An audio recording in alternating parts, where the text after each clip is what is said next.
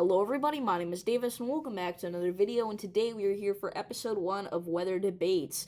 This is a series where me and a couple of my weather friends, Mr. Storm and Roman the Weather Guy on YouTube, go check them out, are going to be discussing different weather topics, giving our opinions on them. This one, the first episode, is about what category hurricane you should start evacuating for, right? So basically, how this is going to work is we're each going to get a little bit of time to decide our stance on this subject, and we're going to give a reason why. Now, I do want to mention, this is quite a controversial one. Do not take anything that we say in this video as rock-solid evidence. Every hurricane is different and has different effects. Sometimes Category 1s end up being more deadly than Category 5s, right? So listen to your local officials and hurricane events. Do not just use the conclusion that we come to in this video. But anyway, I'll go ahead and start. My stance on this subject matter is you should evacuate for Category 1 hurricanes. Now, hear me out. The most recent hurricane U.S. landfall, Hurricane Beryl, we had several spots that were being evacuated because Hurricane Beryl was a low-end Category 1 hurricane, a low-end one, and it's definitely not the only hurricane that's Category 1 that I've seen evacuations for. And one of the deadliest things with Hurricane Beryl that nobody was expecting at all were how deadly the tropical tornadoes were, right? If we knew whenever a tornado was going to go over a location, right? Let's say there was going to be an EF1 tornado go over somewhere. I think we should evacuate that area. Now, that's kind of what's going on here with hurricanes. We know whenever a Category 1 hurricane is going to hit an area, or just a hurricane in general anyway, so I think since we know that information, we should start getting people out of there, because hurricanes that are Category 1 are actually usually more deadly than EF1 tornadoes. So that's my stance. We'll go ahead and bring it over to Mr. Storm. What do you think? Yeah, so I'm gonna have to go with Category 2, alright? Category 2s, I feel like you're just under a major hurricane, so, with gusts getting over 100 miles per hour, there's going to be some pretty significant damage. A lot of trees are going to be coming down. Roofs will be heavily damaged, but you also got, major storm surge. Obviously, every storm is different, but usually you get some pretty major storm surge with Category 2 hurricanes. I just have that gut feeling, like I said earlier, you're right below a major hurricane. So if you get one upgrade, you're at a major, and majors are, they're really intense and they're really dangerous. So, that's my take on it. But I really do think that once you get over 100 miles per hour with those wind gusts, that's when things really get serious, and you have to start putting evacuations into play. All right, so now going over to Roman the Weather Guy, what are your thoughts? I agree with Mr. Storm. I do think we should evacuate for a Category 2 hurricane. And here's my reason why. Category 2s are very strong hurricanes, just under a major hurricane, but they are really strong.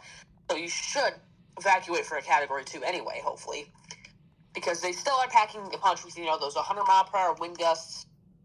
And remember, they can reach up all the way to, 110 miles per hour, all the way up there, with probably maximum gusts of like 130 miles per hour. So very, very strong winds that can definitely cause a lot of significant damage to houses. It can uproot trees and, bring in a lot of storm surge, and that can cause a lot of problems. But standards are different for a lot of areas. In Florida, they probably evacuate for a Category 3 or maybe higher. Because they're more used to hurricanes, I guess. But still, Category 2 hurricanes can still be as deadly as a Category 3, or maybe even as deadly as a Category 5 sometimes. I mean, there's been plenty of times where a Category 2 hurricane has caused as many deaths as, a Category 5. So that's my stance on the, subject. I wanted to just say, Davis, Category 1 hurricanes are, I know you said, bring in storm surge, but take into effect that, what if you're inland? Should you, if you're far away from, the coast, but you're still in the path of a Category 1 hurricane, do you think you should evacuate? See, I think yes, and here's why. I swear I'm not just going to keep bringing up examples from Beryl in this video, but I am going to do it at least one more time here. There were, it looks like 23 heat-related deaths because of Hurricane Beryl. What happened is it was so strong, it knocked out all the power, and it was brutally hot, alright? And obviously, all the areas, that get hurricanes, right? It's obviously always in the summer and the fall where it definitely is brutally hot, especially in the Gulf of Mexico, but, pretty much all up the East Coast, you could say. So the heat related illness problem is definitely a big deal. So, I mean, you're not going to have a really good time even after the hurricane's over. And again, sometimes that ends up being like the most deadly part, right? Hurricane Beryl knocked out power for over 2 million, which led to so many heat related deaths. And I think that's something that people don't take into account most of the times. Another thing is these tropical tornado events with hurricanes, we never know how deadly they're going to be. So, for example, Hurricane Idalia. All right, it had a few tropical tornadoes. It was a high-end Category 3 at landfall. Hurricane Beryl, it was a Category 1 at landfall, and it caused dozens of dangerous, some even deadly tornadoes. So that's one of my thoughts on that.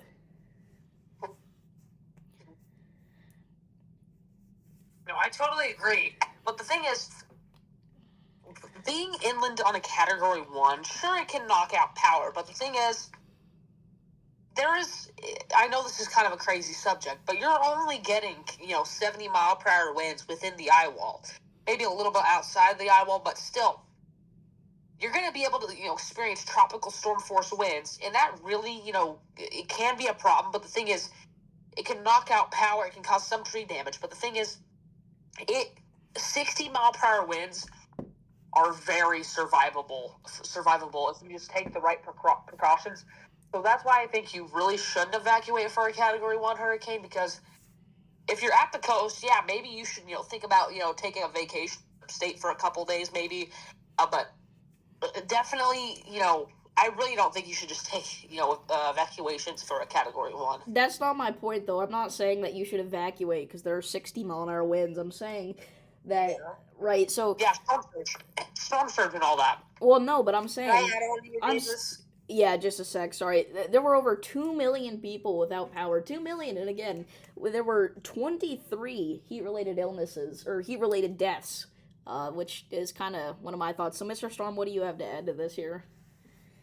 Yeah, so I completely agree with you that even if you're not on the immediate coast, you're still at the high danger, because if you looked at the power outage map from or after Hurricane Beryl, I mean, you can see that counties that were far inland were experiencing some pretty major power outages. So, because the summer has been just so relentlessly hot for years now, after hurricanes, when they knock out the power, there's going to be issues with heat. We're not going to be able to get, AC or just, cooling, machines or whatever. So, things can be tough after hurricanes, the aftermath, but, tornadoes as well. I mean, like Davis said, we really don't know what's coming with tornadoes from tropical systems because, with Beryl, we know we had two, deadly outbreaks that were pretty unexpected, and then in Idalia we had a few, minor tornadoes. So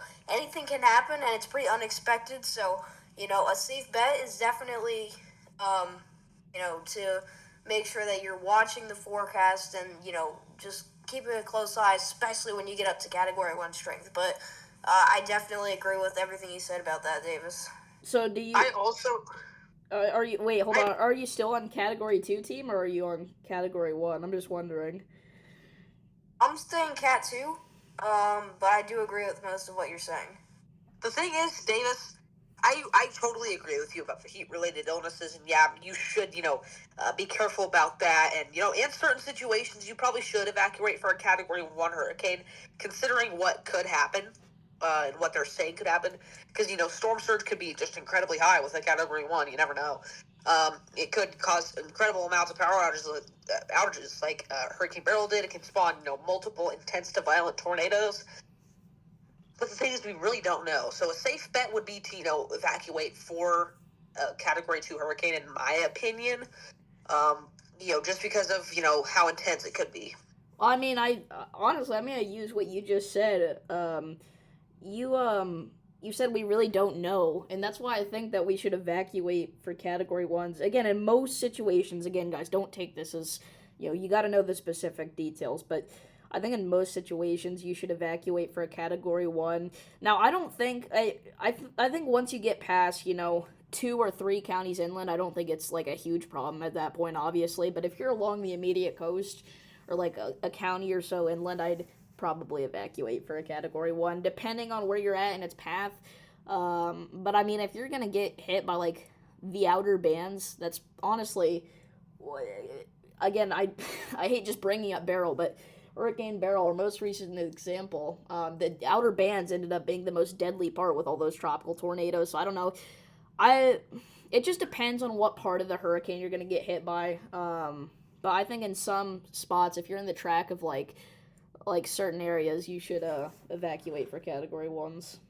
I'll add on to that one more time. So, I think we've all agreed on the fact that, you're in more danger if you're closer to the coastline. I think, that's pretty much, we pretty much have, pointed that home. But I do think still that, like Davis mentioned, if you're only a few counties, away from the coastline, you still need to watch the forecast. But if you're 3, 4, 5 even counties away from the coast, that's when things really, don't become too serious, because, hurricanes drastically weaken out as soon as they hit land, especially weaker hurricanes. Like, we're debating over Cat 1 and Cat 2 hurricanes. So, it really depends on where you're at. But I do think that if you're on the immediate coastline, and, this may sound, kind of confusing, because I know I did say Category 2, but to be honest with you, personally for me, if I was on the coastline, if I was on the immediate coast and there was a Cat 1 hurricane coming, I would get out, because you not only have the strongest of winds, but, you also have the storm surge, and it can, like Roman said, be very, very high, very, very damaging, and just, really putting your life in danger if you're on the immediate coast. But that's pretty much all I got to say. I have something funny to say. So, you know how you said if you were living on the coast, you would evacuate for a Category 1 hurricane? You know what? For a Category 1 hurricane, I probably wouldn't, because I would want to stay behind and get footage and just experience it. Well, yeah, but if we're talking about normal human beings...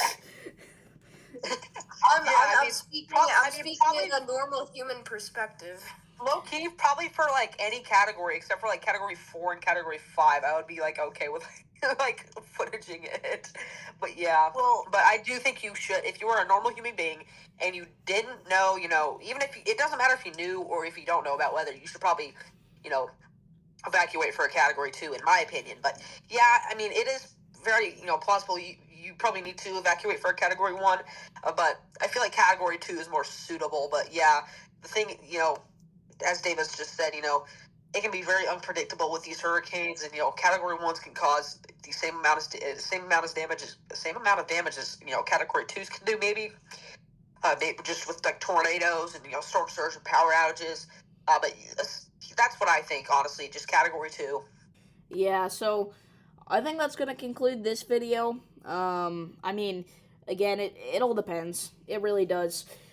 On the specific situation. What are your thoughts? Leave them down in the comment section below. Can you change any of our minds? Do you agree with any of us? Thank you all for tuning in. Make sure to go subscribe to Roman and Mr. Storm. Their links to their channels should be in the description or in the title. So, again, thank you all for tuning in, and I'll see you guys in the next video. Peace.